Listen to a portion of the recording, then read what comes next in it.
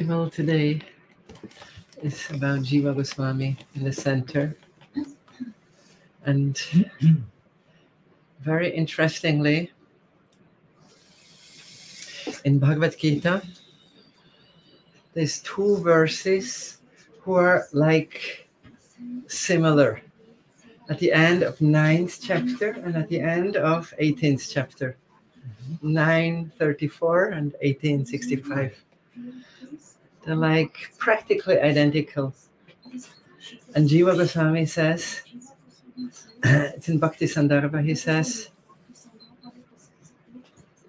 in the 9th chapter, Krishna is describing Man Manaha Bhavamat Bhaktamat Yajima Namaskuru. He describes the love of a soul towards him. Krishna is like amazed. You know, this is how they do towards me. They're completely absorbed in me. And in 18th chapter, with the very similar verse, Krishna reveals his love towards the devotee. Mam evaishasi satyam te pradichane priyo sime. It's like extensively dear to me. And when these two are coming, this is the explosion. This is the explosion that happens in Harikatha. Because when one becomes conscious of both, they're both like essential verses in Bhagavad Gita, what happens? You know, then the mystery of Harikatha starts evolving. Then one knows there's nothing else to happen. There's like an explosion. Two big streams come together. It gives an explosion. So, and this mystery happens in Sadhu Sangha. In Sadhu Sangha, one becomes aware where I want to put my love, but in Sadhu Sangha, I become aware how much intense love Radhika and Shyam has for the souls. So, and today we have our dear Maharaj here, and we have Jiva Goswami here. And it's like something very special. It's something like eating gives some nourishment for the body, but having great souls in the center starts to nourish our Shraddha. This most finest gift we ever got, Shraddha Devi, which, you know, means it's not affiliation to a certain tradition, but it's the natural chitta vritti, the natural inclination of our heart to be inclined for new and newer acts of devotion. This is Bhaktivinoda Thakur's definition of Shraddha. Something very deep.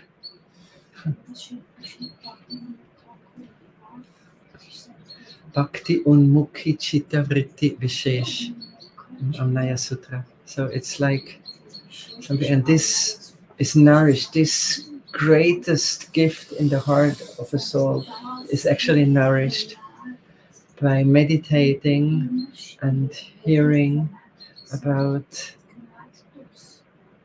wonderful saintly personalities.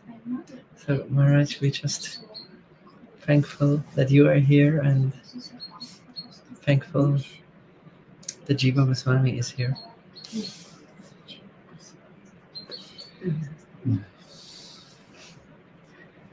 Thankful that Vamanadeva is here. I'm mentioning that because I plan to talk about Vamanadeva today, just in case. Good. If you give me blessings, that will be my warming up for your kata. Because today is also Vaman Dvadasi, the appearance day of Sri Vamanadeva. So Remember that I suggested that I could speak on that? Okay. Just wanting blessings and green light from Krishna Chandra. So we will be warming up in the morning with Vamanadeva, Dvadasi, and in the afternoon, Krishna Chandra will immerse everyone into the glories of Srila Jiva Goswami. Magyanatimirandasya gyanam jana shalakaya chakshurunmilitam jena tasmin Shri Gurave Namaha. Nam Shrishtam Manumapi Sattiputramatra Sarupam Rupam Tasyagajam Rupurim Matharim Vastavatim Radha Kundam Girivaram Maho Radhika Madhavasam Prapto Yasya Pratitha Gripaya Shri Gurum Tam Natasmi Vancha Kalpatarubhyascha Kripa Sindhubhyaiva Cha Patitanam Pavanebhyo Vaishnavebhyo Namo Namaha. Nikhila Shruti Ratnamala Diti Nirajita Padapankajanta Ajimukta Kulairupasyamanam Paritashtam Harinam Shamshrayami Anarepitachanim Siddhat Karunayavatirna Kalaham Shamarpaitamunnatajvalarasam Svabhakti Shriyam Hari Purata Sundara Dyuti Kadamba Sandipita Sada Hridaye Khandaresh Purato Vasati Nandana Ajanulambita Bujjo Kanakavadato Sankirtanai Kapitaro Kamalaya Taksho Vishwambaro Dwijabaro Jugadharma Palo Amde Jagat Priyakaro Karunavataro Ladini Shakti Sharupaya Gauranga Suridaya Cha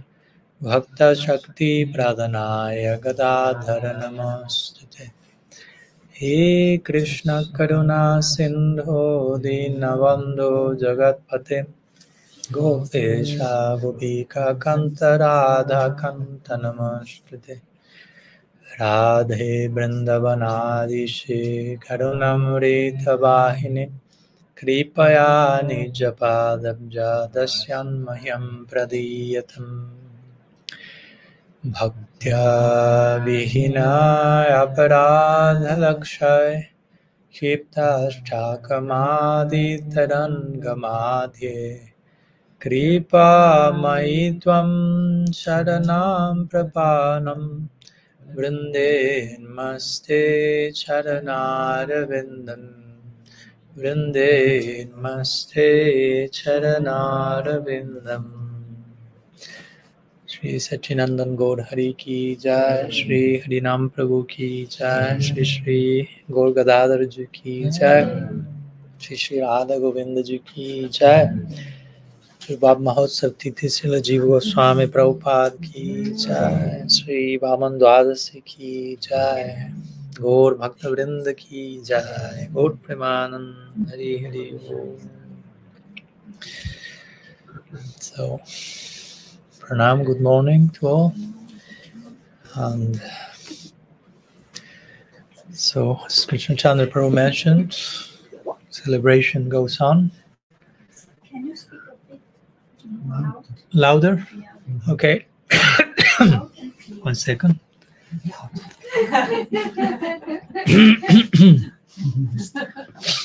Okay, I have. I'll try my best. So, today we are, Krishna Chandra Prabhu mentioning, continuing our celebration. For those of you who thought that Radhastami was the only festival, you have deadly wrong. The next day we had festival. Yesterday we were talking also. Yesterday we had Festival of Silence. Sunday we had Gadadhar Katha Festival. Today we have another festival. Tomorrow we have Bhaktivinoda Thakur's Appearance Day, another festival. Day after tomorrow we have Haridas Thakur's Disappearance Day, another festival, and so on and so forth. And even if there is no official celebration on the day, we have the festival of remembering and thinking all of the things and trying to make them part of our heart. So, as I mentioned a few minutes before, although very lovingly Krishna Chandra Prabhu was giving me the subliminal message that Maharaj, you talk on Jiva Goswami now. No. I'm joking. He's also, some scars are taking him in that direction. I perfectly understand. But also, yeah, I thought it may not be nice to, since he will be talking today in the evening, because I have a podcast meet in the afternoon that may be too much for my throat to be 3 lectures per day.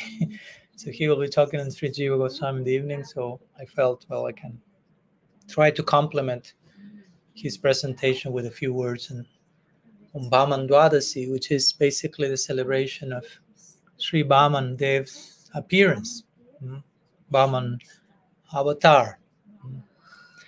In the Srimad Bhagavatam, it is described that Bhagavan, the Absolute, has unlimited avatars. Avatar means divine descent. The word avatar means crossing from up to down, so to say. So the Bhagavatam uses the word asankhya. Asankhya means uncount. The Srimad Bhagavatam. Asankhya, which means uncountable, impossible to count. There are too many aspects of the Absolute. And also I'd like to say, not only the different aspects are Vaman, Nisrimha, whatever, Matsya, Kurma, but the way that Krishna reciprocates with each devotee, it's a unique form.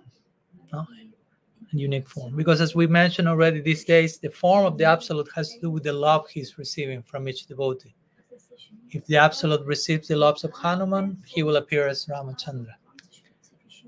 But Krishna receives the love of many devotees, and each devotee has a unique flavor of love, even if they are in the same group, in whatever bhav, in whatever mood. Each of them has a very unique love, so there has to be a corresponding unique form of Krishna to reciprocate with that. So in that sense, we could say also Krishna has unlimited forms, one for each devotee, one for each type of love, so to say. So today we are celebrating one of these forms called Vamanadeva. As we also mentioned these days, we have to be careful when we speak about so many avatars and forms to keep the non-dual foundation and understand all of these are the same person. It's not that Vaman is one person over here, Nisrimha is someone totally different, Ramachandra is another one, Kurma, Matsya. No, all of them are the same person, showing different emotional features, so to say. Once exactly. All of them are Keshava, basically. The famous Dwarf Avatar Stotram, Keshavadrita Narahari Rupam, Keshavadrita Vamana. All of these Rupams, all of these forms are the same Keshav, the same Bhagavan. But different emotional, as one here, different emotional moments of Bhagavan. As we have emotional moments, and we will show different faces according to that, Bhagavan is not an exception to that rule. He's the source of that rule. So he's an ocean of emotions, and there are different corresponding forms and faces, and we can call them avatar, if you will. So today we are celebrating Vamanadev's appearance, sometimes called the dwarf. Vaman means dwarf. The dwarf, descent, dwarf, you pronounce? Yeah. More with O, okay, sorry. Dwarf Avatar. But also as usual, as we did with Radhastami, for example, let's connect today's celebration with our main deity, Sriman Mahaprabhu. And to create more this sense of all of them are aspects of Mahaprabhu, if you want to put it like that. No? So let's briefly mention a few words on how Mahaprabhu himself, for example, going to this famous Dwarf Avatar, this list of 10 main avatars, how Mahaprabhu is exhibiting all those features and more, of course. That's why he's Avatari Sri Gaur Sundar. So beginning with the first, which is the first one in the list of the Das avatars? Matsya Avatar, Minashari. Okay. We have one extra ladu for her today. She won it. So Matsya, the fish, so to say, avatar. You may have heard about that. So we could say that as Mahaprabhu, as a fish cannot live outside water, Mahaprabhu cannot live outside the, how to say, the Shyam-like waters of Krishna being in Radha Bhav. No? Mahaprabhu could be described as a fish in Radha Bhav, and in Radha Bhav he's tasting Krishna, as we spoke these days. He's Krishna, no? Eventually absorbed in Krishna through Radha Bhav. So as a fish cannot live the blue waters, Mahaprabhu cannot live the blue waters of Shyam. Shyam means blue somehow. No? So in that sense, Mahaprabhu could be related to Matsya avatar, so to say. And so we go to each avatar by properly honoring our main Istadev, Sriman Mahaprabhu. Then who is coming after Matsya? You cannot say. Sorry? Kurma avatar. Yeah. Krishna Chanda was given some mudra hint there. So Kurma means like tortoise. Tortoise. A tortoise have this quality of putting the limbs inside. No? I remember when I was a child, my grandmother had a tortoise in the house. And I used to, I was not that bad. That I would just touch the shell, and it was like a button. I will touch the shell, and the tortoise will like put all the limbs inside. So it was just like curious, like touching it. So the turtle will do like pratyahar. Have you heard this term pratyahar? Also coming from the yoga tradition, no? Like putting closing all the windows, so to say, to the world and looking inside, so to say. So we could say that as Kurma avatar, being a turtle, performs pratyahar, Mahaprabhu performs the ultimate pratyahar. As we mentioned sometimes in the ecstasy of Radha Bhav, all his bodily limbs enter his body and present this unique, like, Kurma Roop. Yeah. That's how we will be biased towards Mahaprabhu. And we'll say all these avatars are happening in him in the ultimate way. In the ecstasy of Mahabhav, Mahaprabhu is putting all his limbs inside. No? So in that sense, we can connect Gaur Sundar to Sri Kurmadev. So what's next after Kurmadev? We will skip Vamanadeva for the end, since it's today's celebration. So who comes next after Kurma? In the evolutionary unfolding, Bhaktivinoda Thakur presented that in his Krishna Samhita in that way. Varahadev. Yeah, Varahadev.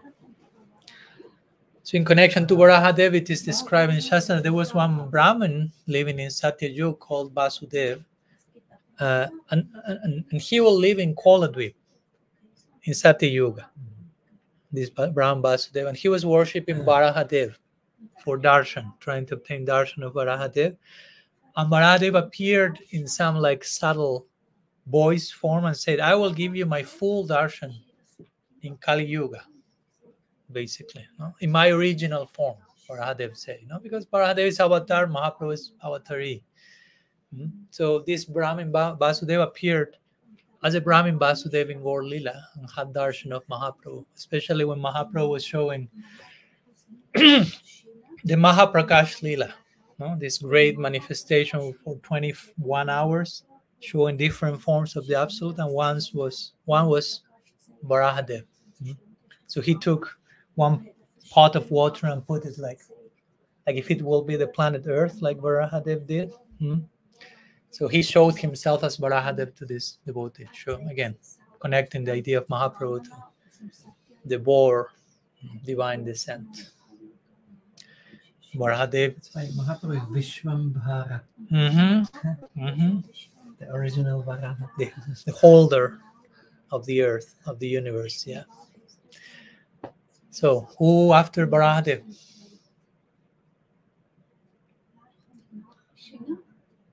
Yeah, Nrsimhadev. So half man, half lion. So of course we have many things we could say about Nrsimhadeva Mahaprabhu. He himself is called as Gorsimha, the golden lion, to begin with. Rupa Goswami's prayer made that lion roar in the cave of my heart. So many times he's described in Chaitanya Bhagavat as having the chest of the lion, the gait of the lion, the roaring of the lion, the golden color of the lion. So he's made the lion in every single sense. Gaur Hari, Hari also means lion. That's one of the different meanings of Hari, not only thief, but also lion. So Gaur Hari is the golden thief or the golden lion. And again, Mahaprabhu himself showed Narasimha Bhav so many times. One of them in Srivasangam. He entered into Nrsimha Bhavan and went out and started to chase everyone. and then he was like very deeply ashamed, like, oh, no, so sorry. But Srivas was like, no, that's everyone's mercy to see you in that unique form. Indeed, in Srivasangam, interestingly, the main deity worshipped by Srivas Pandit is Nrsimha Sila. So Ananda Maharaj in Nanda Bhavan also is worshipping Nrsimha Sila. So Nrsimha is very tied to all this from that sense as well. And it is said that Mahaprabhu was born under the Leo constellation. Leo, you say in English? Leo, like the lion constellation. So there are many ways in which we can connect Sri Vishvambara Gaur Sundar to Nrsimha Avatar. Oh, there you have the portals. Who comes after Nrsimhadev? Maybe we have to skip one now. It's not. Yeah, you skip this one because it is today's celebration. We'll see it at the end. So who is next? After. I mean, Vamanadeva we skip. That will be at the end because it's today's celebration. Yeah, Parasuram. Thank you so much. So Parasuram is this form of the Absolute as a Kshatriya, as a warrior. I mean, killing the Kshatriyas. Actually, he was born as a Brahmin, but he engaged as a Kshatriya. And it is said that he killed a big number of impious kings, and scripture describes that he created like 90 rivers of blood from the killing of all of them. Thank you so much for the Yeah, of course. Okay. We don't want to instill any trauma in the audience here. So everyone was liberated by the killing, not merely killing. But it is said that Mahaprabhu was, let's say, Gaur Parasuram, if you want to put it like that. He didn't kill one single person, but he killed the impiety in the hearts, so to say. He didn't kill anyone physically. He was about to kill Jagai Madai, almost. Sudarshan came, but Nityananda Prabhu reminded him, no, this is not the mode in this league. So he killed him, so to say, the Asuric mentality, and instead of creating rivers of blood, he created rivers, streams of tears, of ecstatic joy in each one of his followers. As we know, whomever saw Mahaprabhu was just immediately converted. Whomever, and if they were not converted by hearing his chanting, they were converted by seeing him. If they were not converted by seeing him, Mahaprabhu went and embraced them. Like, you won't escape from this. So in this way, we can connect Sri Gaur Sundar with Parasuram. Who comes after Parasuram? Not you. You already have the trick there. Sri Ramachandra. Yeah. Maryat Purushottam. So there are very many verses in the scripture. We create this parallel in the Bhagavad, and there are a few nice verses in the 11th canto about that. Tyascha, Sudustya, Surepsitaraj, and Lakshmi, and other verses who can be a description of Ramachandra, but can be a description of Mahaprabhu. Srila Vishwanath Chakravarti Thakur creates that parallel. Or there are many things, like for example, when Mahaprabhu accepted sannyas, his level of maryad, or like adherence to the rules, was like the maryad of Ramachandra as a king. No, like he was impeccable, no, like never transgressing anything. So Mahaprabhu took that from the Baba of Ramachandra as a sannyas. No? He was so strict.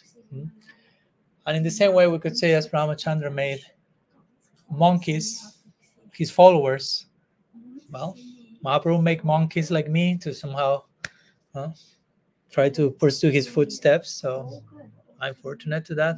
Even in the Chinese calendar, I'm a monkey, but it never says so the term. So Mahaprabhu has been quite generous.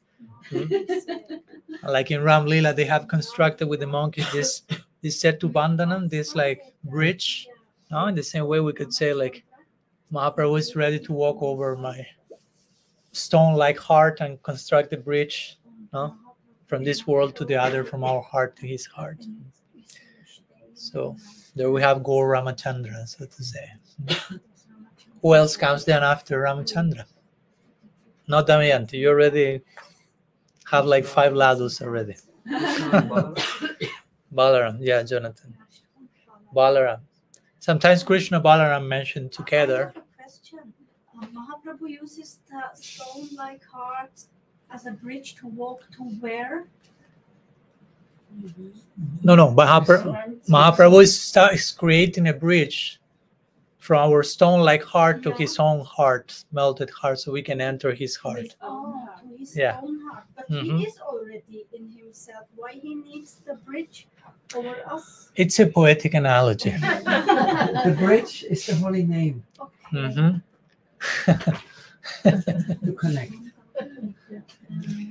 So sometimes it's mentioned Krishna Balaram, not only Balaram. But of course, we already spoke a lot about Mahaprabhu and Krishna, so we don't enter into that direction now. But regarding Balaram, again, Mahaprabhu entered into the mood of Baladev a few times, asking for Baruni, becoming intoxicated, trying to bring the Ganga instead of the Jamuna, entering into this Leela. So in this way, Mahaprabhu also exhibited Baladev Bhav in some of his Leelas. And after Baladev, we have who?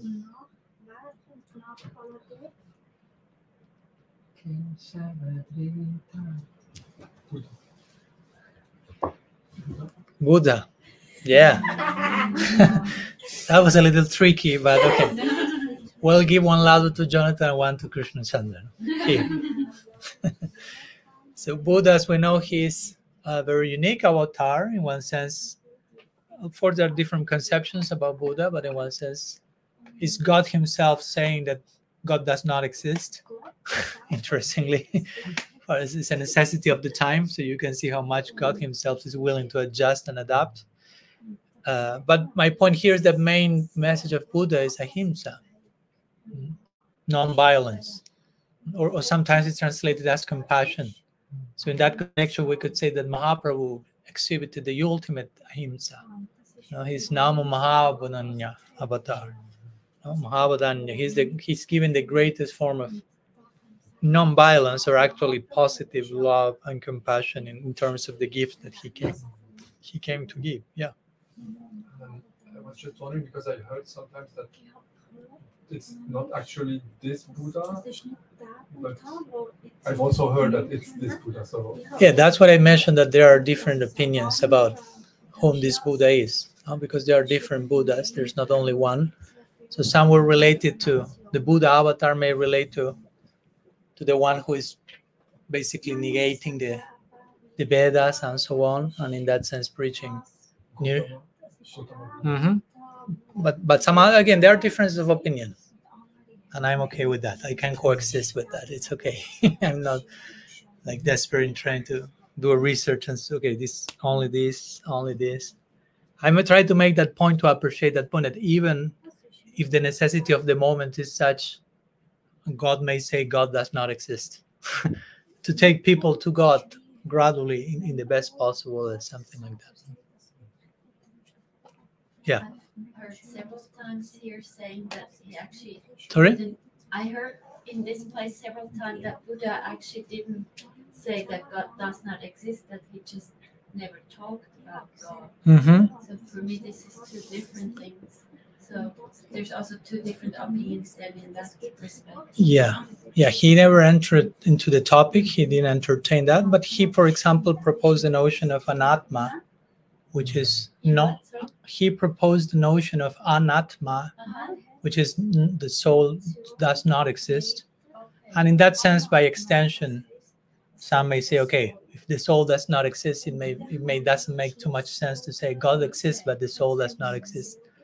But anyhow, some points in connection to Buddha, Mahaprabhu being the ultimate Buddha, the ultimate compassionate, the ultimate form of compassion. And finally, we have Kalki Avatar at the end of the Das Avatar list. And sorry to extend myself with this introduction. We are reaching Vamanadeva.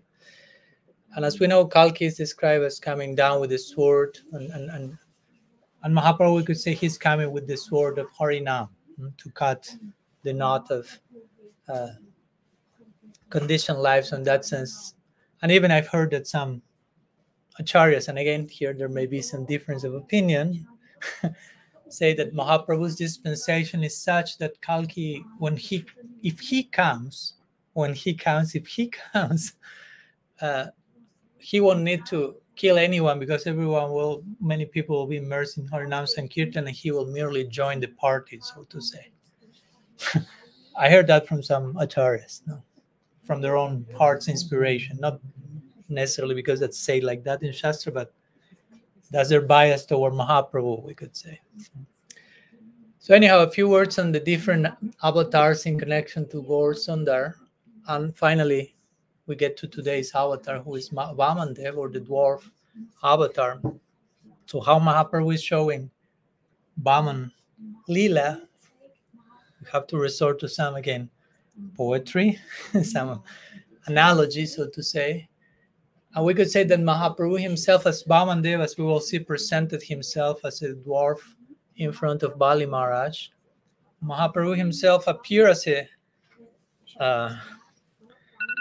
dwarf, so to say, as a very small person in front of personalities like Prakashananda Saraswati or even Sarvabhauma Bhattacharya. He appeared like a very humble, simple, ignorant student. He presented himself as such, and eventually in the course of the interaction, he started like to grow in size, to expand, like Vamanadeva.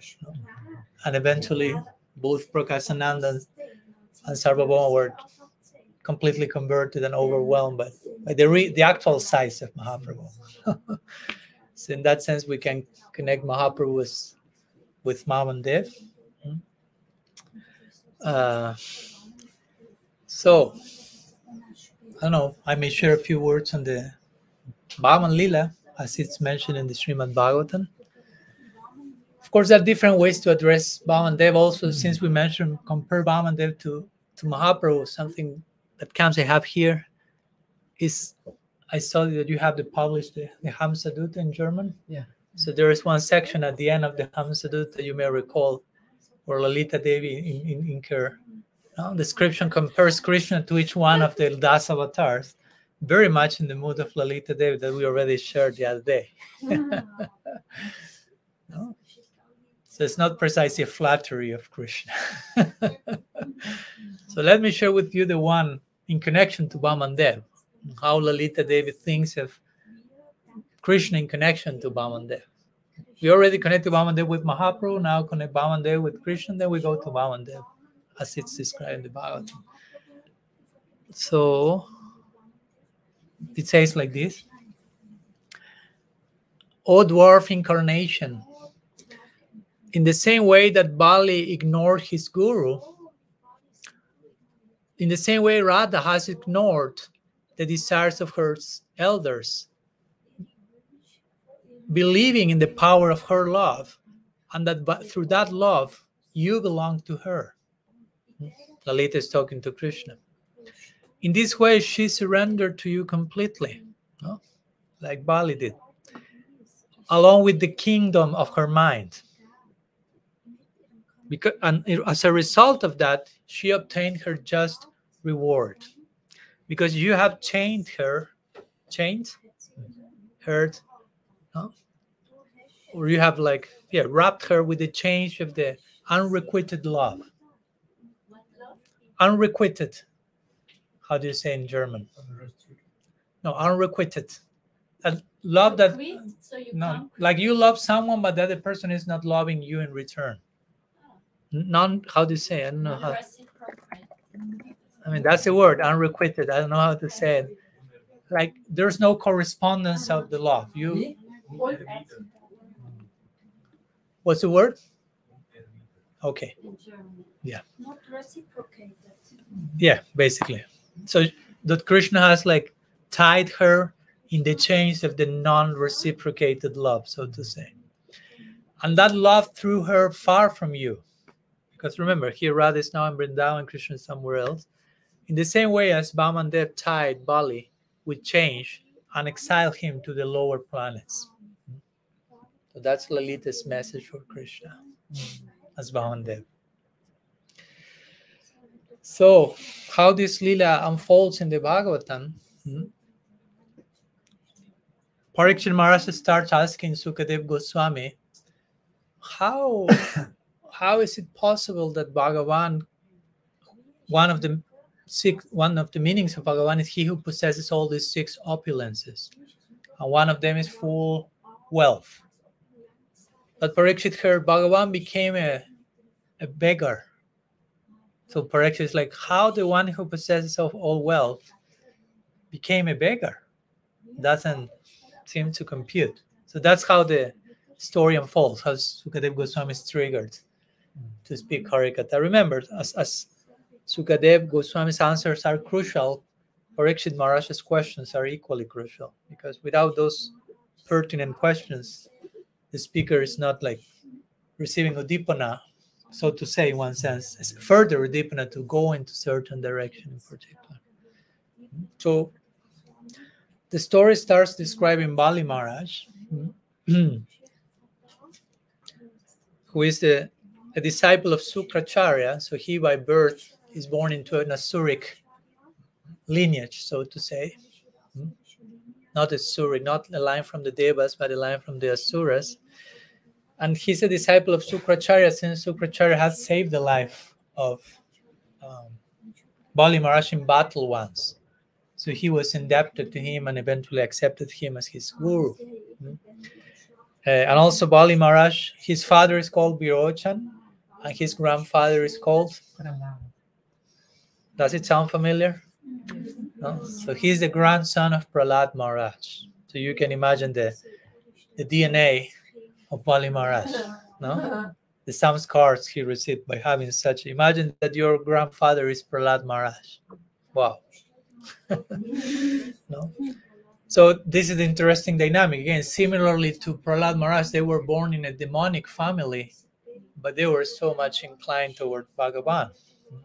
So similar case for Bali Maharaj. So it is described how Bali Maharaj is executing a very elaborate yajna or sacrifice called Vishvayit Yajna. And he received so much empowerment as a result of that he's able to attack Indrapuri, the city of Indra, and conquer all the devas. And all the devas were trying to fight back, but the gurus of the devas, Brihaspati, told them, no, it's not the moment now. They are very strong, so better disappear. So all the devas become invisible, no? Due to the power of Sukracharya.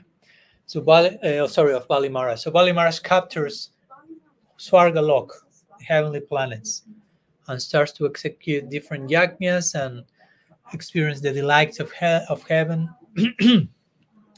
So then the Bhagavatam describes how the mother of the Devas, Aditi, misses her sons, the Devas, because all of them went to exile. They became invisible out of fear of Bali Maharaj. So she's in separation from her children, and Kasyapa, her husband, is kind of concerned.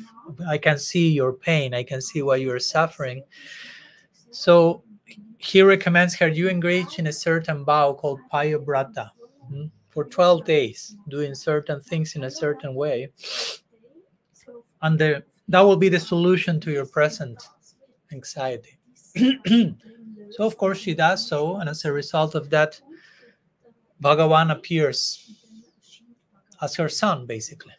That would be the result, the end to her angst. Sorry. Bhagavan appeared to protect the devas, basically. And this Bhagavan will be Vamanadeva, of course, one form of Bhagavan. So he first appears as Vishnu, as like more, so to say, generic presentation of the Godhead.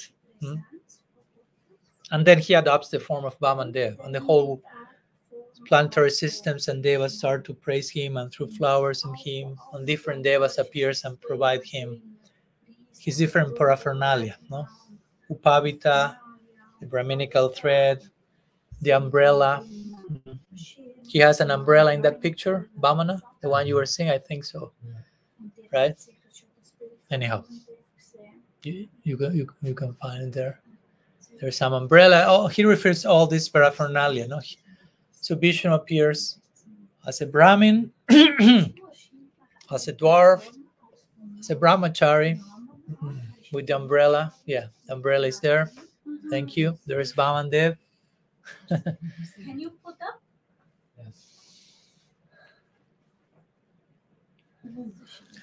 So Vamanadeva appears in this beautiful, charming form, very small, again, like a dwarf, Brahmin dwarf, and he hears about Bali Maharaja's yajnas that he's executing. Remember, in Swarga. So Vamanadeva goes there to the arena of the sacrifice, and it is said that he has such a splendor that every one of the people reunited there thought this Surya Dev personified has come. You imagine how much splendor was there. No?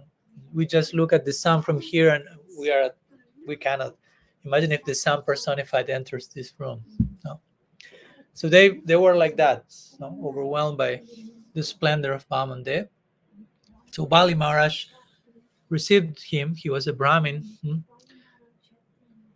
Seated him, washed his feet, and asked him, like, okay, you are a Brahmin, you are a brahmachari, and it seems I can infer that you come wanting to ask for something, says Bali Maharaj. I can feel that Vamanadeva didn't say anything yet, but it feels that you want to ask for something.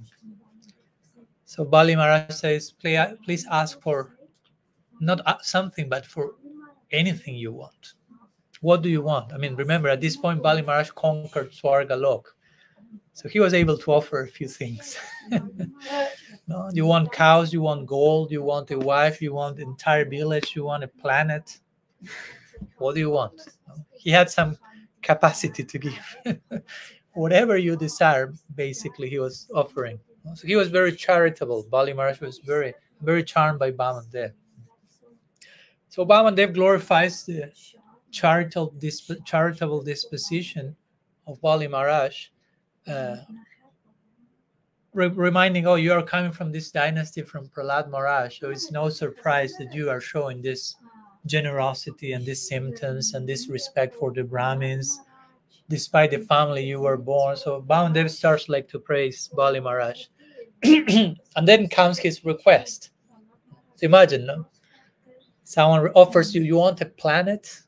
No? And you say, no, I'm okay with 3 steps of land. That's what Vamanadeva asked for. Just 3 steps of his steps, which were not very big at that moment. His feet seem like this maximum. No? So it's like 3 steps, no? Which basically means 3 steps also sometimes refers to the space you need to be sitting and meditating. Like you do like 1, 2, 3, like, okay, that's a place I need to just settle down and do my actual job, no? Go on inside. No? So, and he said 3 of my steps. No? And he was not lying, actually.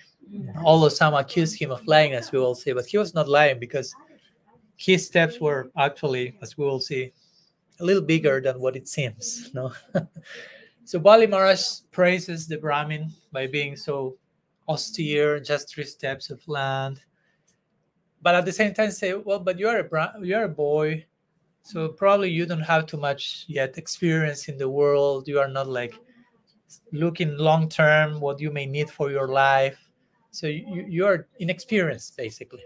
You know? So we are asking for 3 steps of land. I can offer you a planet. So please request more, says Bali Maharaj. But you missed the opportunity. Now it's a big opportunity, but if you only ask for that. Exactly. It's now or never. You can win the lottery, if you will, so to say. It's like why in Tirupati, Balaji, they put a tilak over his eyes because most people come to ask for wealth, for money. And Vishnu, he feels the same. Oh no. Feels a little in the behalf of Bali Maharaja. He feels, I could give them pure bhakti, but they only ask for 3 steps. They only ask for insignificant things of this world. Oh no. Thank you for the counter version from the other side of the same example. So Bali Maharaj basically said, whatever is pleasing in the 3 worlds cannot satisfy someone whose senses are uncontrolled. In other words, if you give me a planet, but my senses are not under control, I will be still dissatisfied. But if my senses are under control, 3 steps are more than enough. In other words, if we don't learn to be satisfied with what we have, we will never be satisfied having what we lack. You follow my point? Because that's the general pattern. People think, I'm dissatisfied, but if I will have this, I will be satisfied. And the idea is, no, if you are not satisfied with what you have, you will never be satisfied with what you think you need to have. So Vamanadeva is trying to make that point here, basically. No? In Sanskrit, it's called tushti. Tushti means, translated in general as satisfaction, but basically means satisfaction from which comes out of its own accord, even. Not so much trying to get more, but what comes naturally, to learn to be satisfied with that. No? Especially for Brahmins in the Vedic tradition, that was the norm. And Vamanadeva was a Brahmin. No? Sometimes the Brahmin will do madhukari, which means daily begging. And sometimes the standard to make this point of tushti was they will start their day in 0. They won't have anything, nothing to eat, no fridge, nothing, no storage. So they will go and beg. So whatever they receive that day, they will say, okay, this is what Krishna wants to give today. Some day there was nothing, so Krishna wants me to fast today. And some days Krishna will give enough for them to eat that day, or sometimes Krishna will give more what they need. So they will, at the end of the day, what they do with that, they will give it in charity. So they start the day in 0, depending of Bhagavan. So Vamanadeva is making this point of tushti here. So he insists only 3 steps, only 3 of Maya steps. So Bali Maharaja is witnessing that. He's very charmed by Vamanadeva, but Sukracharya is close to Bali Maharaja. Sukracharya is Bali's guru. He's a guru of the Asuras. And Sukracharya can see between the lines what's going on here, what will happen. So he gets closer to his disciple. Bali Maharaja says, don't give charity to this Brahmin. There's something going on here in the background. He's predicting what will happen. He will say, actually, this Brahmin is Vishnu. And Vishnu is known as Hari. Hari means he who takes away everything. Of course, we will take that from another place. But the Asuric version is, watch out for Vishnu, because he will take away everything. All your possessions, all your stuff. Of course, in this case, Hari will be he who steals away the mind of Bali Maharaj. Already happened. Bali Maharaj was just like completely purchased by Vamanadeva. As Sukracharya was trying to convince his disciple, watch out for him. And he insists, Bali Maharaj, you consider only your self-interest. Now that's the Asuric narrative, and Sukracharya is representing that only think about yourself, what you need, not giving to others. Take care of your stuff. but neglect to honor Bhagavan. Basically, that's the Asuric Prachar, basically. No? Art and Kama. No Dharma, no Moksha, what to speak of Prem. Art and Kama, just those two. Selbstbefriedigung und Entwicklung im Außen. Translation. Translated. Oh, okay. Yeah, like one friend of mine once, he was misbehaving a little bit a few weeks, and the way he replied to that, the way he confessed his misbehavior was, I asked him, how are you doing? And he told me, lots of art and Kama, but very little of Dharma and Moksha. So he was basically confessing his misbehavior by saying that. So this is what Sukracharya is trying to say to Bali Maharaj. No? And Bali Maharaj realized,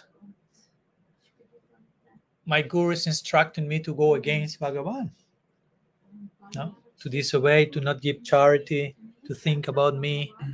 He's instructing me to disobey the Lord, so I consider it proper to disobey my guru, because that's not what the guru is supposed to say.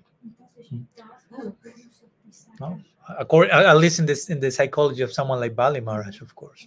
At what point did you realize that it was the Lord? Who?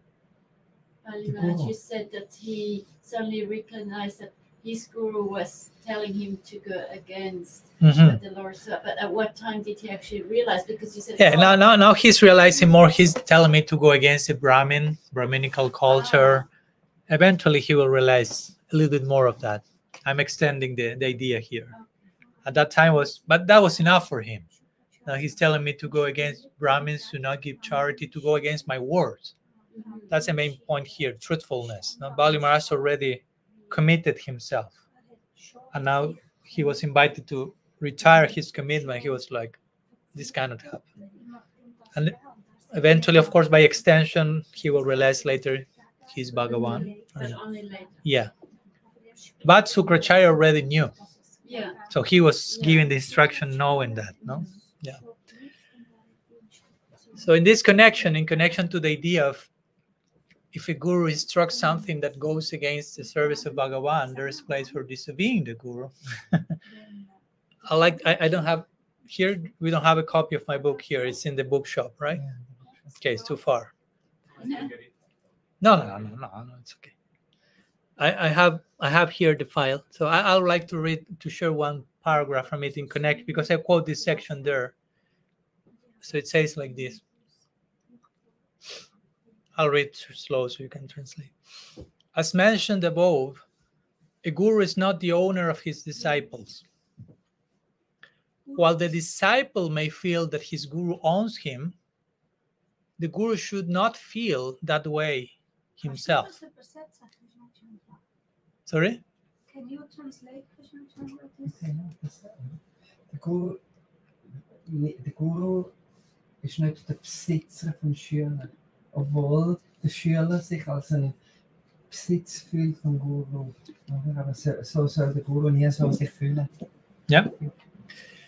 Instead, a guru is a servant of his disciples. Fühlt sich immer als Diener vom Schüler. A guru is a servant of the disciples' faith.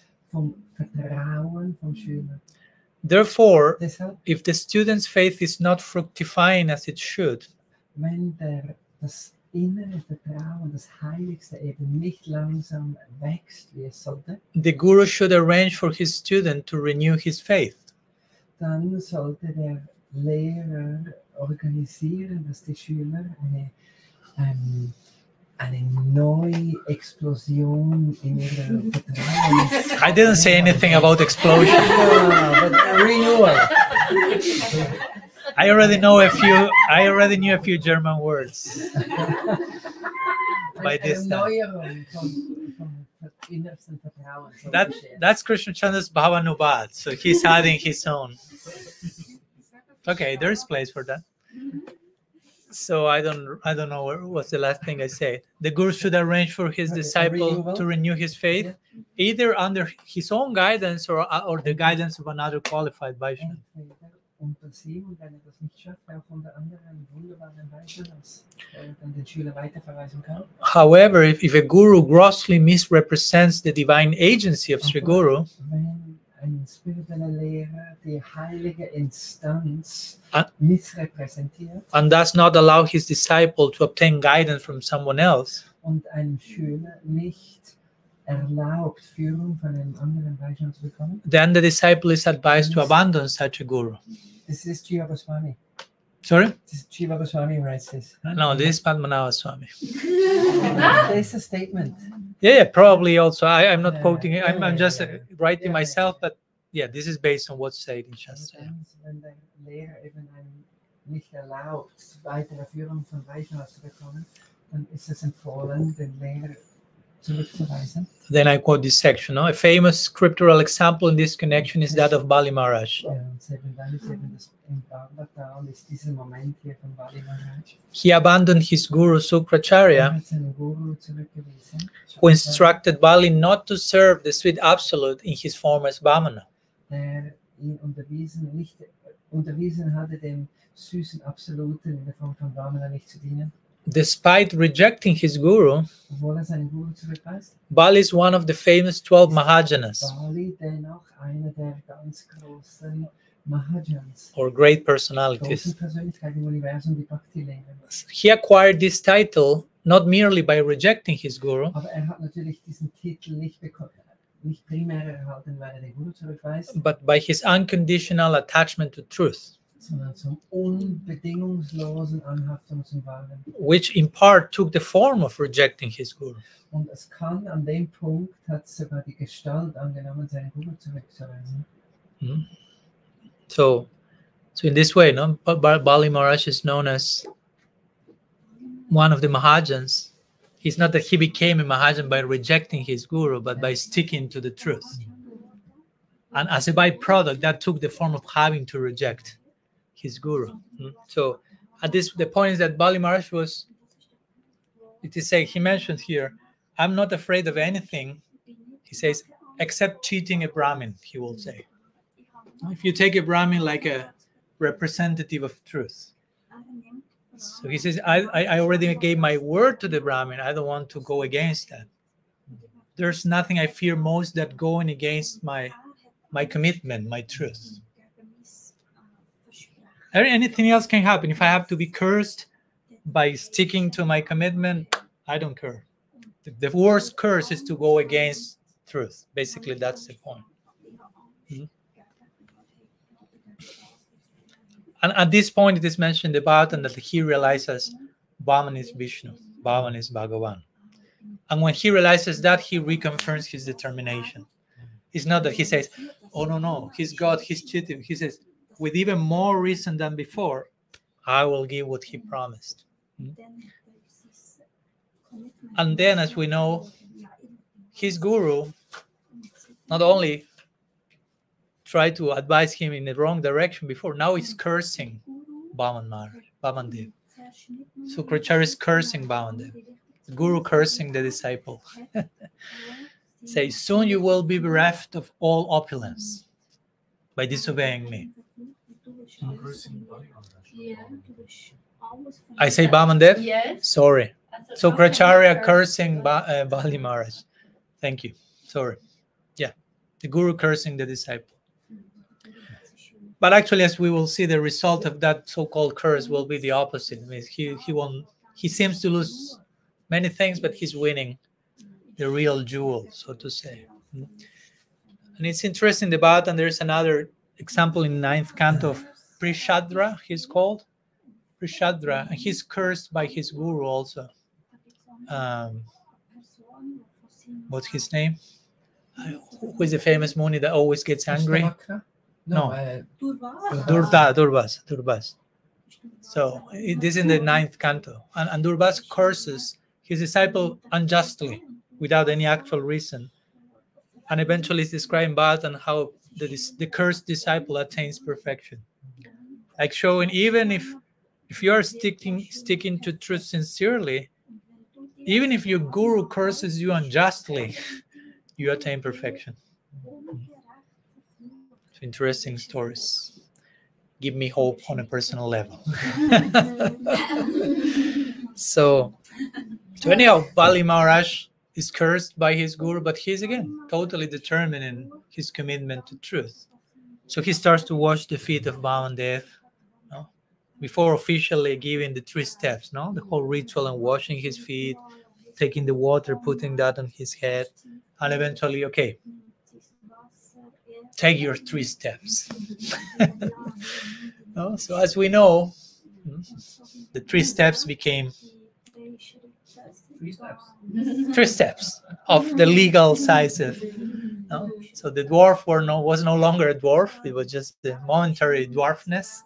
So first step, Vamanadeva started to expand, and with his first step, he covered the whole universe, the whole planet Earth. Sorry, first step. Second step, further expansion, covering all the rest of the planetary system, Swargalok, where they were there, everything was covered within the universe. And well, of course, from this comes Ganga. One story, Ganga comes to this world by the piercing of that second step of Vamanadeva to the covering of the universe. Ganga descends from the spiritual world. But the point is, there was no place for the third step. One of the names for Vamanadeva, 2 more names for Vamanadeva are Urukram and Tribikram. So Urukram, that day we talked about, but Urukram also means he who makes who takes wonderful steps. And Tribikram means he who makes 3 wonderful steps. So till this point, he's not Tribikram yet. He's Urukram. He made 2 wonderful steps. Vikrama. Mm-hmm. No, Dvikrama. Dvikrama, yeah. The third step is about to come. But there's no place for the third step. Of course, at the same, when this is happening, the Suras who were accompanying Bali Maharaj witnessed this and feel cheated. This dwarf expanded and whatever, so they try to attack Vamanadeva, but the Vishnu Dutas kill all these Asuras. And Bali Maharaj stopped the remaining Asuras, like, don't attack, please. There's no cheating here. I'm actually winning, Bali Maharaj says. I'm not losing anything. I'm not losing anything. Someone who also felt cheated at that point is Bali's daughter. Maybe you know this story, mentioned by some acharyas. Ratnamal is her name. No? Because when she saw Vamanadeva originally first coming, she fell in love with the boy. He said, oh, I would like to embrace that boy and have him as my son and breastfeed him in my next life. No? So he had this Vatsalya outburst. And at that moment, Vamanadeva, without talking, but blessed her, Tatashtu, made that be. But as the story unfolded, as we can see, she saw how Vamanadeva cheated, at least in her view, her father. So her mood changes and say, I like to kill that boy. No? I like to kill that boy by poisoning him. So Vamanadeva say, okay, Tatashtu. Also, that so be it. So he agreed with both desires, which of course combined took the form of she being born as Putana in Krishna Lila. So she took the boy, which now appeared at Krishna on her lap, breastfeeding him with poison. And this is like the example of Bhava Grahi Janardana. In our heart, there's also conflicting desires. And Krishna is really extracting that which is real, and he's taking and he's accepting. So Krishna is very strange. I'm just being born, and now they already want to give me poison. Why? But then, he liberated her and gave her really a position of a mother. So this is a wonderful thing. Because in a previous life, there was really, really sincerity. Hovakyam Sanakala Kutam. Like Jiva Buddha saying, how can I surrender to someone more merciful than Krishna? There's no one, he says. he gave Putana the position of a mother while she wanted to poison him. It's like Krishna is not very good at math, no, of calculating. No? Like you did this, and he's giving Vatsalya Bhaktu. So that's the indiscriminate mercy of Hari. So anyhow, there's these two first steps. It is said that Bhaman didn't ask, so what about the third step?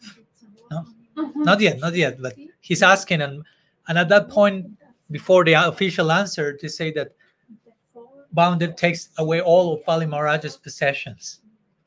With Sukracharya curse him, that will be happening, because he wants to accept the very essence of Bali Maharaja. So he's like taking everything else out of the picture. I just want, as we'll see, Atma Nivedana. Let's take everything else. And Bali Maharaj even is tied by the ropes of Garuda. Externally, a very humiliating, unfair situation. Like why he's being treated and cheated in that way. But we'll see, no? What happens eventually. So Vamanadeva is saying again, you promised to me 3 steps, you only gave me 2. So where to put the third one? So he said, I don't have any place to put the third one. I already, with the first 2, encompassed, like covered the whole universe. So by you failing to fulfill your promise, you will have to live in Sutala Loka for some time. No? So this is on top of that. Still, Bali Maharaj didn't say here.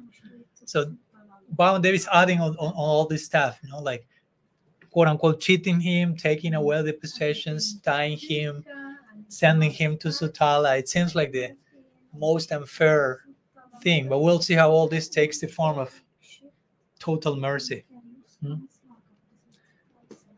So he says, Bali Maharaj then replies, no, I won't break my promise. I made a promise, and as I mentioned, that's the last thing I will do.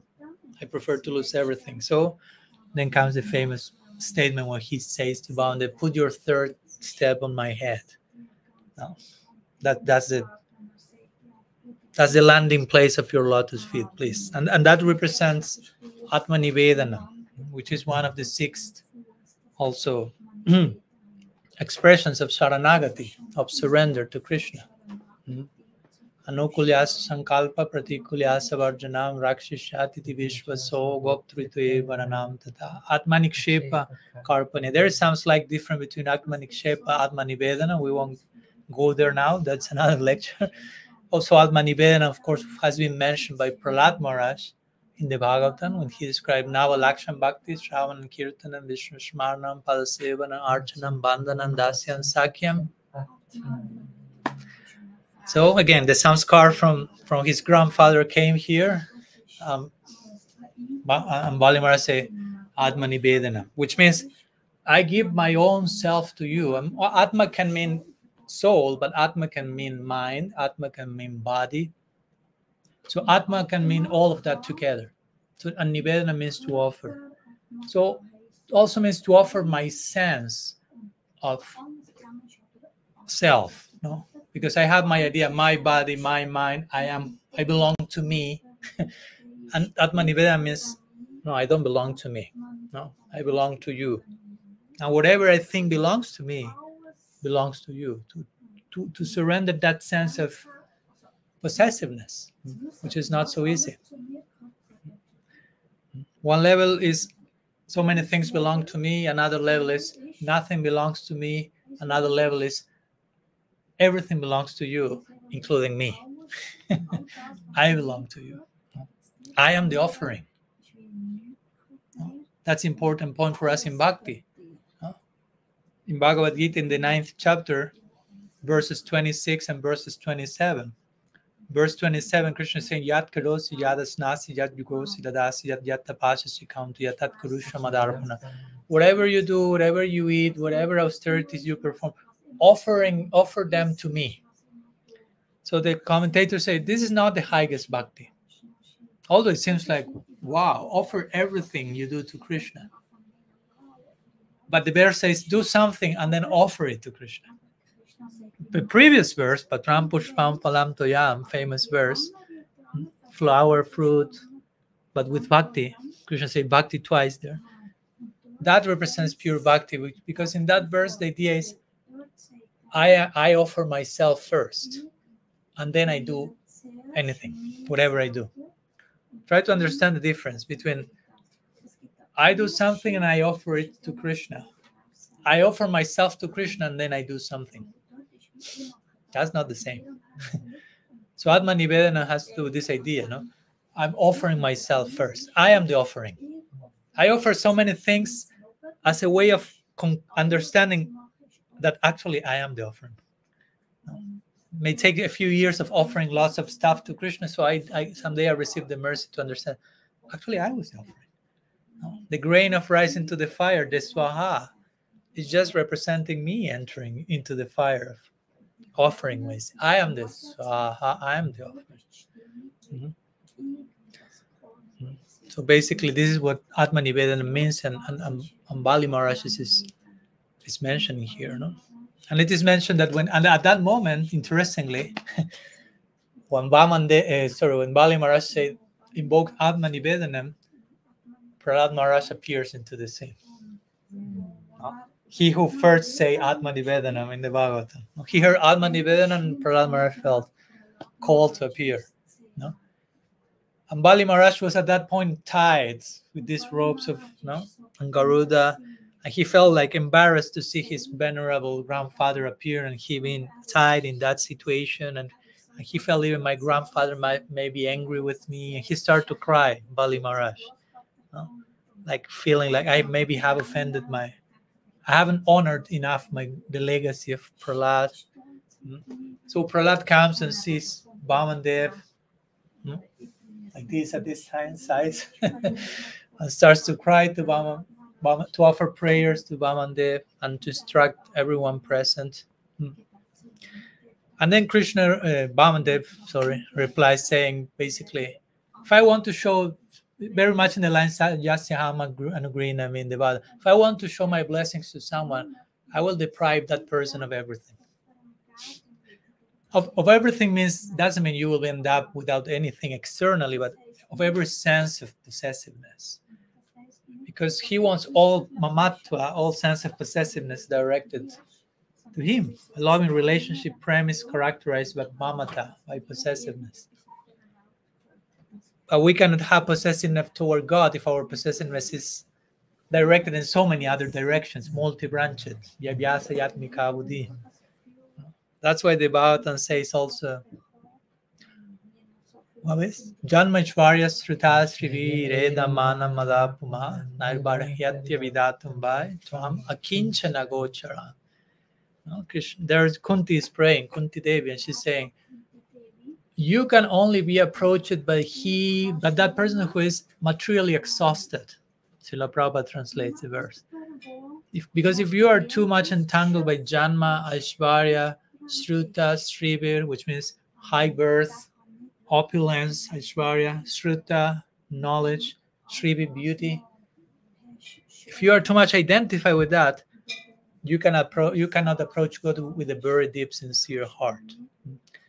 So Krishna is making this point, like using, so to say, Bali Maharaj to instruct us. And then he clarifies, Vamanadeva says, but Bali Maharaj has remained undisturbed during all this period, that he was tied, he was cheated, he was sent to Sutala, he was everything.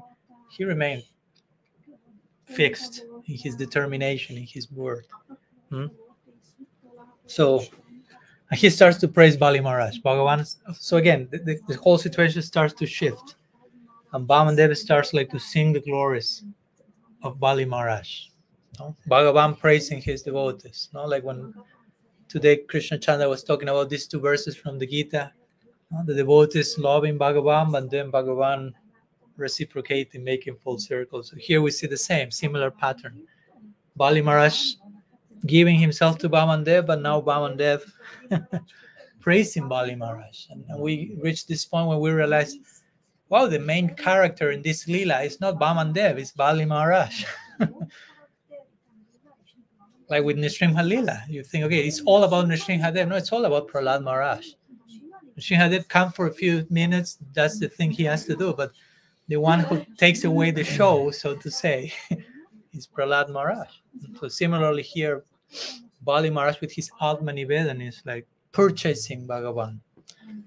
And at that moment, Vamanadeva is telling to Bali Maharaj after praising him, okay, you are going to Sutal, but Sutal will be full of enjoyment for you. I will make a unique arrangement for you to be there. You will have the post of Indra, then you will attain Vaikuntha. He starts like to shower him with one gift after another. And he says, and I will remain in Sutal as a gatekeeper where you will stay. So I will be your own gatekeeper there, Vamanadeva is telling. So I become your servant. Basically, yeah. Like Krishna being the chariot driver of Arjuna, so here Bhagavan being the gatekeeper servant of his devotee. So again, we see how the whole situation shifted to the point of him being there, basically. So Bali Maharaj expressed Atma Nivedanam, and we could say Vamanadeva expressed reciprocated with Rakshi Shati Vishvaso, like protecting his devotee, nourishing, Rakshi Shati Vishvaso Goptri Devarana, maintaining his devotee. So in one sense, we can say externally it seems that Vamanadeva cheated Bali Maharaj, but even deeper we could say Bali Maharaj cheated Vamanadeva. To say cheat in one way, that by his bhakti, Bali Maharaj made Bhagavan his gatekeeper in Sutal Loka. So anyhow, some words regarding what we are celebrating today, which is the appearance day of Vamanadeva, which has to do with this particular lila, which our acharyas have really emphasized in connection to the principle of Atma Nivedana, to offer ourselves.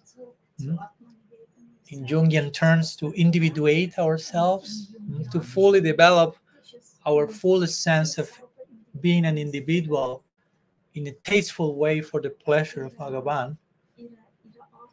Because going back to the idea of radical personalism, Krishna wants to relate to us in a fully personal way. He doesn't want us to be half persons. No? We have an individuality, but we have to fully excavate and develop that to offer that to him. It's not like I'm half a person and half-baked person. No? And half of me is totally impersonal, not thinking, not being discerning, not feeling for myself, doing what others tell me to do, copy-paste, imitating. That's not individuation. So for Atma Nivedanam, to make our own self a full offering, we have to go through this process as well. And of course, it's not just saying it, but develop that as a whole lifestyle, basically. Cultivate that on day after day after day after day. So, a few words regarding the Vaman Dvadasi. I don't know if there are any questions or commentaries or things you may like to add today. All right, can I ask something? You can comment, add something. I want to ask something. It's an interesting moment when...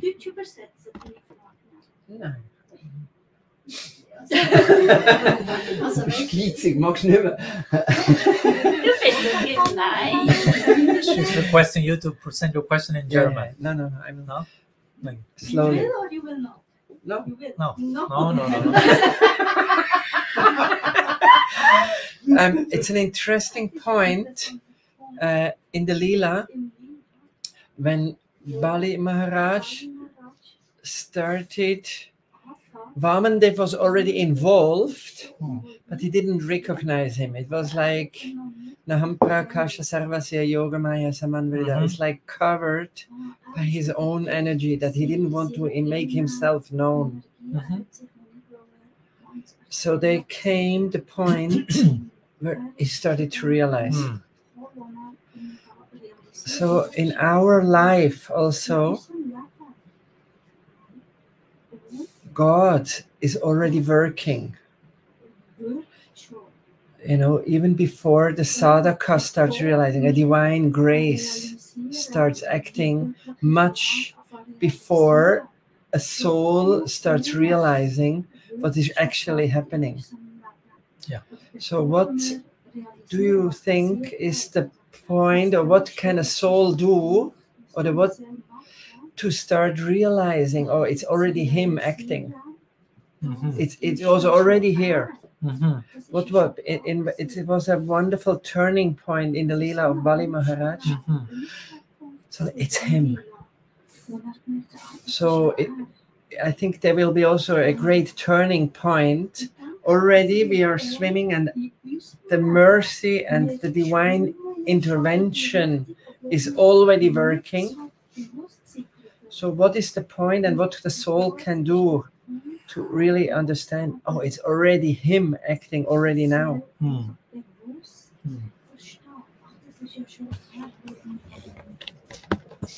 Thanks for the question.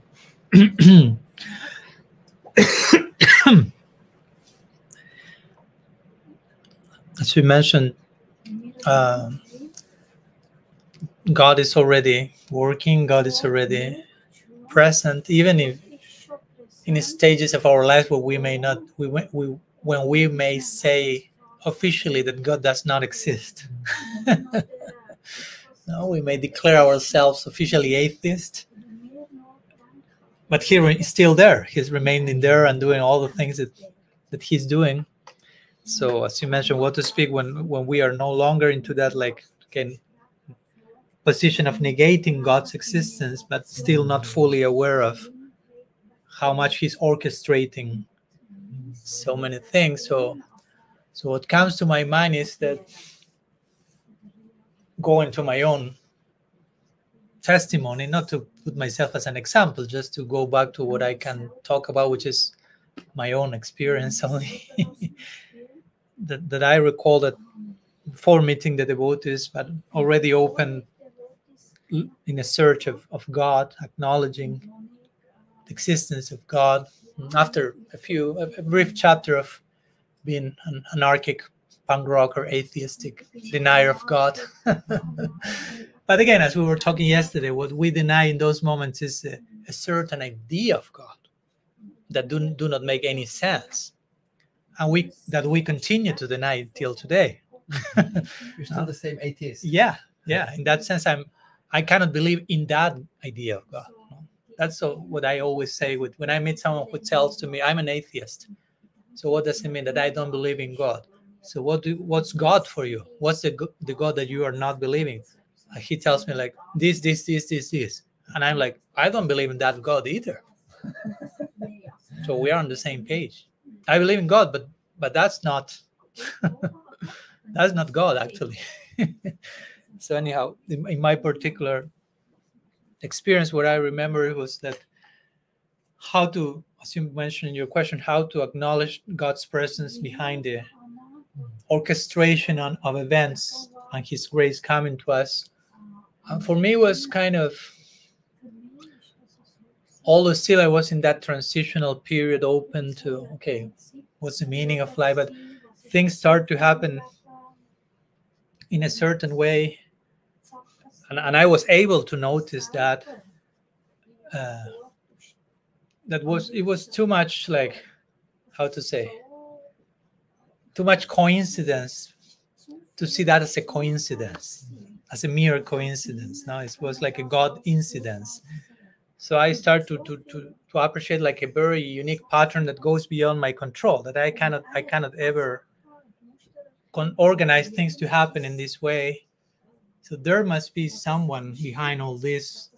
There's some intention coming from someone trying to tell me something. At least that's how it happened to me.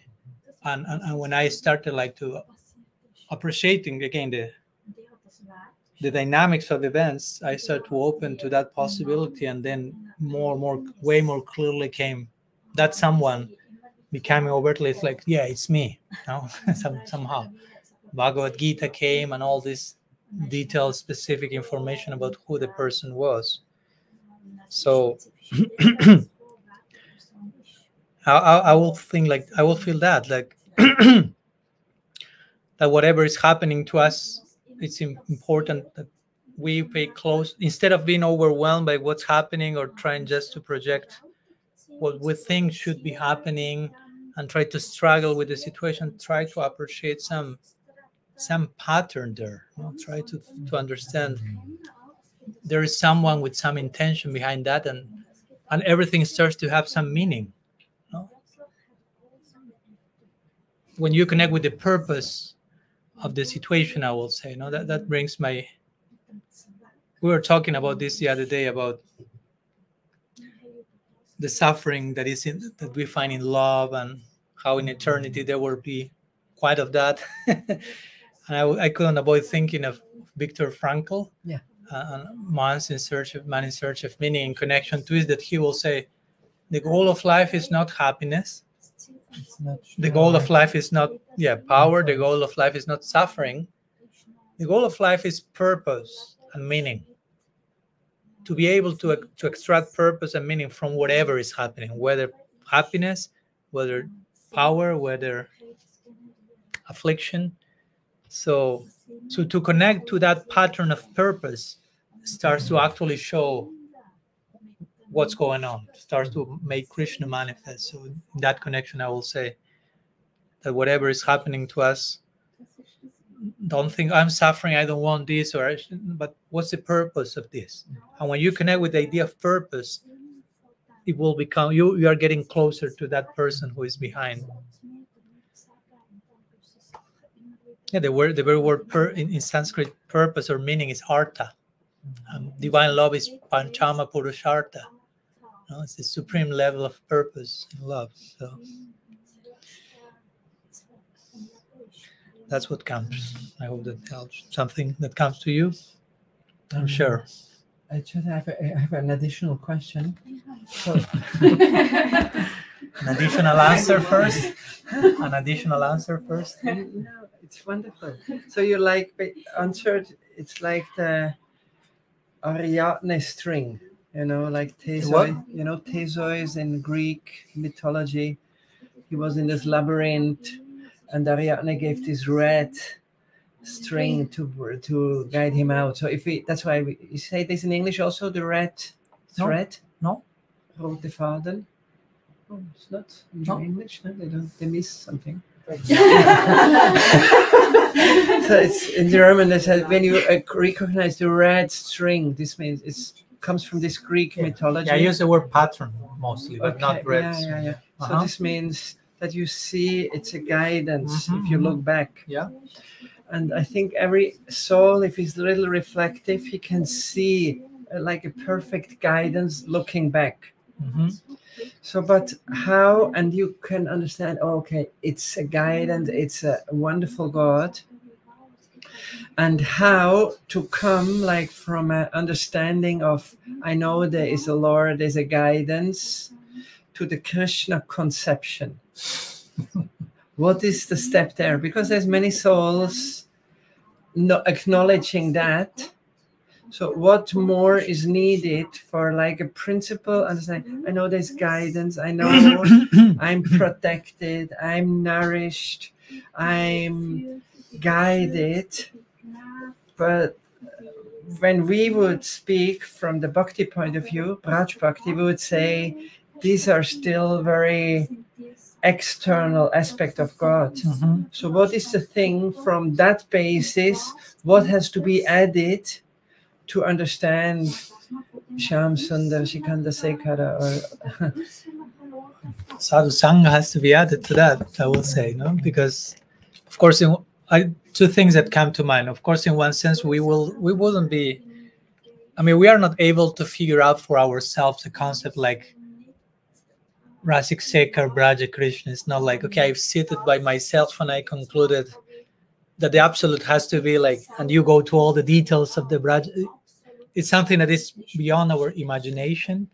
But also I will say that something that can help is that when we acknowledge, okay, there is God, there is a guidance, at least that happened on some level to me, was like also to do away with all these ideas of God that do not fully make sense, so to say, that God cannot be only this. It cannot be.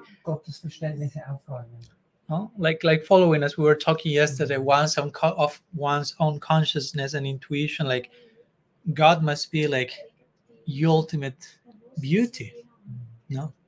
I used to study Nietzsche a lot before joining the devotees, and he will say that if God exists, he must be a dancer. Gott glauben, der tanzt. Und Flöte spielt, das sagt er noch nicht. I'm playing flute, but it is not Nietzsche. That's your footnote. That's Krishna Chandra's Bhavanubad to Nietzsche. So that's my point. It's fine. It's wonderful for me to see different people who were not officially Gaudiya Vaishnavas, reached by intuition and sincerity, like this conclusion, like he must be like he cannot be but this. He must be a dancer. He must be someone who is dedicated to celebrate existence. He must be beauty. You know, I remember also reading Dostoevsky, and he will say, "Beauty will save the world." And it's like, wow, I need to stay a while with that sentence, a few years. Beauty will save the world. And of course, you read Dostoevsky, and you know he's not talking about physical beauty. So you play out the implications of those lines, and of course, all of them naturally converge in the notion of Krishna. So I will say that, yeah, from that sincerity of search and prayer and one's own discernments, you start like to refine more and more what you think must be the ideal conception of the Godhead. And I will say that also prayer like prepares us for whenever some external influence, so to say, a sadhu sangha comes into our life, those notions make sense more easily, and we don't feel like this is absolute nonsense. This is totally bizarre. You won't feel like that, no?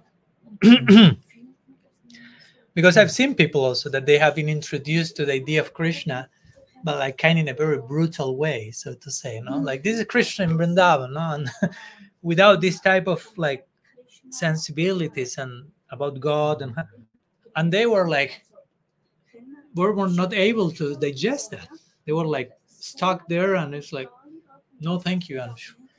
But if you start to talk to them about God, about beauty, about these natural notions of how by his very nature he has to be a celebratory personality, okay, and here is Krishna Leela, and it's like, okay, so you can talk about Leela as a celebration, as we were talking, and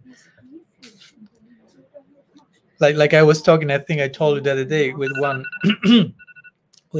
in one of my podcasts, I was having a conversation with one Franciscan nun. She's very interesting. She's also a theologian and scientist, but she's very much into deep mysticism. And I was talking about this idea of Leela and God celebrating his own fullness, and she was like, yes, like this, no, yeah. And at one point she interrupts me and say, I think I'm a Vaishnava, she's telling me.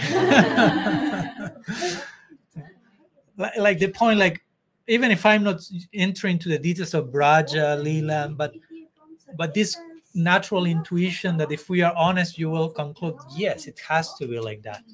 God cannot be other way than this and this, no? Like Srila Maharaj will speak about truth, harmony, beauty, this type of values, no? Your Bhavanubad now. It's a deep thing, because Atapi Deva Padambuja Dvai Prashada Lejano Grihita Eva. It is in the prayers of Brahma. It's like to really it's like if we observe clearly and we really think, we can come to the conclusion there's a higher guidance. I can see it, and it's a logic, and if there is some sattva guna and some piety, this will be the conclusion. But from there to a more specific revelation, where really not just I am protected and I am guided, but where can we serve? Like we discussed the other day, the more specific the understanding of God is, the more developed the attitude of seva can become. Otherwise, it's just, I see often it can be also a kind of stagnation on the path, and then I here and I don't want to go further. I'm satisfied with being guided and being self-serving. It's like God towards me, Provider. yeah. So, but then Brahma says it really needs a mercy, I think it comes through sadhu sangha, that some sadhus open some more ideas, that the attitude becomes not so much worldly centered, but trans-worldly. It becomes really centered on the spiritual world. Yeah, that's why I began saying sadhu sangha to begin with, to apply this principle of mercy coming through that agency, the kripa shakti. So, part of what we can do is acknowledge our powerlessness. That I can make my best till a point, but there is something else that I cannot enter there. I need divine intervention. Yeah. Just one way. Can I speak first in German? Yes. Übersetzt du. Also das knüpft an das an, was du sagst, aber was wir jetzt auch mehrfach gehört haben, so über die Realisierung der eigenen Seele im Seva zu Radha und Krishna oder zu Gorgadada und ihren ewigen Beigeselten. It's about the realization, we spoke about a lot about the realization of the relationship and the love between the soul and Gorgadada and the divine realm. Und auch eben dieser Individualität, die darin zum Ausdruck and kommt. Also the deep individuation, like you said. Und ich bleibe immer an dem Punkt hängen, dass ich schon merke, ja, aber wie entwickle ich überhaupt im Hier und Jetzt eine Seva-Haltung? And I'm somehow stuck. How can I develop, even now in this world, in this body, here and now, the attitude of Seva? Also bevor ich an den Punkt komme, irgendwie zu meinen, darüber meditieren zu können, wie ich denn dort diene. Before I thought, how can I meditate in the Lila or there?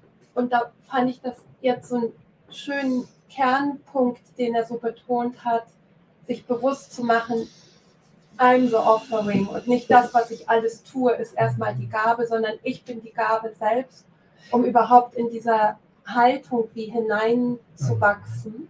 And to really grow into this attitude was very touching, the point that you mentioned, that I am the offering and not the things I'm doing.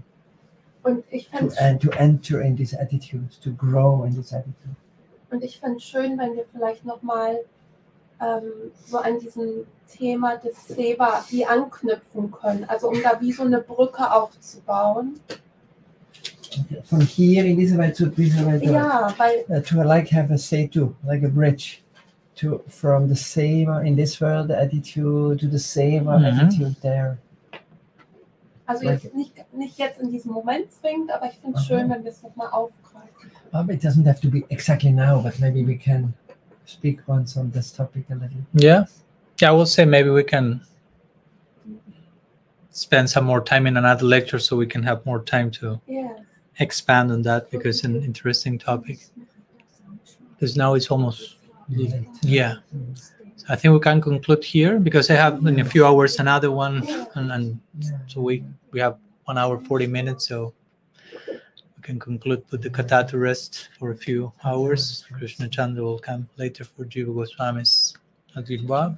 Shachinandan Gaur Hari Ki Jai, Shri Harinam Prabhu Ki Jai, Shri Gaur Gadadhar Ji Ki Jai, Shri Radha Govinda Ji Ki Jai, Shri Vaman Dvadasi Ki Jai, Shri Jiva Goswami Avirva Mahotsav Titi Ki Jai, Gaur Bhakta Vrinda Ki Jai, Gaur Premanand Hari Vancha Kalpataru Vyasta Kripa Sindhu Yaiva Cha Patitanam Pavanebhyo Vaishnavi Ananta Koti Vaishnava Vrinda Ki